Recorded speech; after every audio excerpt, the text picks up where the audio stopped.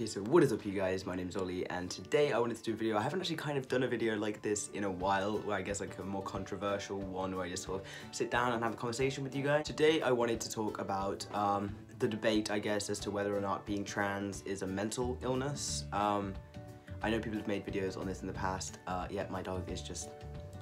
So I guess long story short, is being trans a mental illness? No, but having gender dysphoria is. So you need gender dysphoria to be trans, so it kind of is. Like, being trans itself isn't a mental illness, but you will have a mental illness if you're trans. So gender dysphoria is diagnosable. It is in the DSM-5. There are certain symptoms that you have. That I was diagnosed with gender dysphoria before I started testosterone. And I do want to put out there that I know the DSM-5 isn't set in stone. I know that some things used to be seen as a mental illness and now aren't. For example, homosexuality used to be seen as a mental illness like back in the day.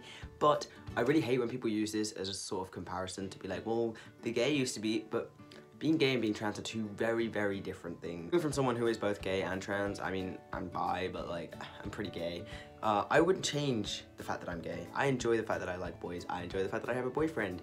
I like being gay. It's a part of me that I wouldn't change about myself. However, if someone gave me the option to be cis, I would take it in a heartbeat. Like, I wouldn't even think twice about it. Like, I would love to change the fact that I'm trans, but I wouldn't change the fact that I'm gay, and that's the difference between the two things. I'm not saying that being gay is all sunshine and rainbows. I'm not saying that, you know, being gay is all sunshine and rainbows, but it is different because with being gay, the things that you struggle with tend to come from external sources. So like, say if you had an unsupportive family or friends, or like aren't able to accept yourself, whereas being trans is literally, you know, gender dysphoria is very debilitating to live with. You know, trans people don't go through the shit that they go through just for fun. You know, I think there's a kind of romanticization of what trans is, to be honest with you. You know, I think it's very easy to like see these trans people online who are like living their best life and like transitioning, and it's like cool and happy, and like, don't get me wrong, I'm in a much better place now than I was 2 years ago or whatever, but I'm still struggling a lot. I still have a lot of dysphoria. You know, I'm still pre-top surgery, and I don't even know when I'm gonna be able to get top surgery. Like, trans people go through so much because of gender dysphoria. You know, it's not fun.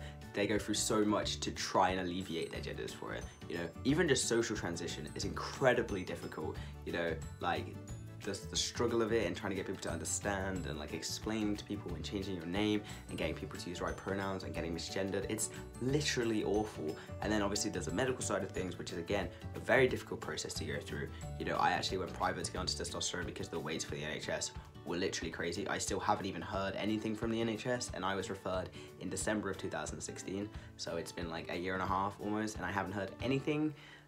You know, I wish I could save for private top surgery, but unfortunately I just don't have that kind of money.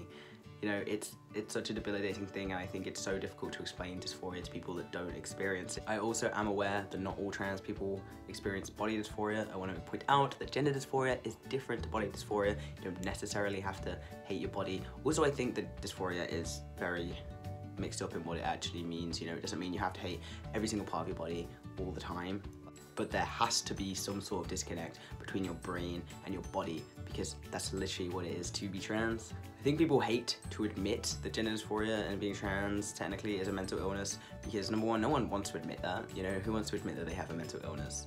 The thing is, if you don't accept that it's a mental illness, then it becomes like a choice almost. You know, like that's why, you know, it's so difficult to get like top surgery and stuff in the US for free, because a lot of insurance companies just see it as a cosmetic procedure, which obviously it's not. It's literally a life-saving procedure in most cases. Like, when I see people online and they're saying that they wouldn't choose to be cis, or they love their trans body, or that, you know, like I remember watching that video that Chase Ross did with Ash Hardal, where they talked about like, if there was a pill to make you have a cis body, they wouldn't take it, even if it meant that you could still keep all your life experiences. But that literally blows my mind. I don't understand how any trans person wouldn't want a cis body, especially if you could keep, like, I know that a lot of people say that, oh, I think it's made me the person I am today, blah blah blah. Like, I get that, but if you could keep all that and then you still wouldn't take it, like, how does that? I don't understand.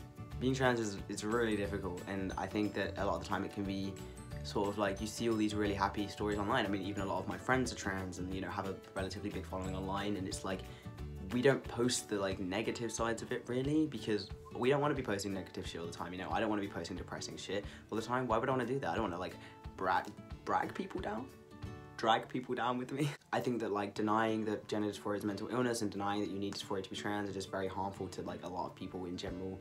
You know, it makes it seem like being trans is a choice and that we all choose to do these things and that like I could just live my life as a happy female, but I'm doing this just for the aesthetic. Not saying that you should be ashamed of being trans, and I'm not saying that there aren't any positives. Like I said, I've met a lot of great people through being trans, but I just wish we could all be cis. That's why it also makes it easier to access healthcare if it is believed to be a mental illness, because no one can help that. It's literally a treatment, you know. I've started testosterone to help alleviate my dysphoria. I'm gonna get top surgery to help alleviate my dysphoria. I wish bottom surgery was in a better place, but it isn't, so I don't really know what I'm doing about that yet. I hope you liked this video, guys. Give it a thumbs up if you did, and comment your opinion on this down below. Do you agree with me or not? What are your thoughts on this? Honestly, this video wasn't planned out at all, so I'm sorry if it seemed a little bit all over the place. I'm not very good at like articulating things, you know how it be. Also, don't forget to subscribe to my channel because I'm really close to 2K. Thank you so much, by the way. And yeah, I also post one video every single week, although I might not be posting one next week because I'm going to be in Greece. So we shall see. Other than that, guys, I will see you next time.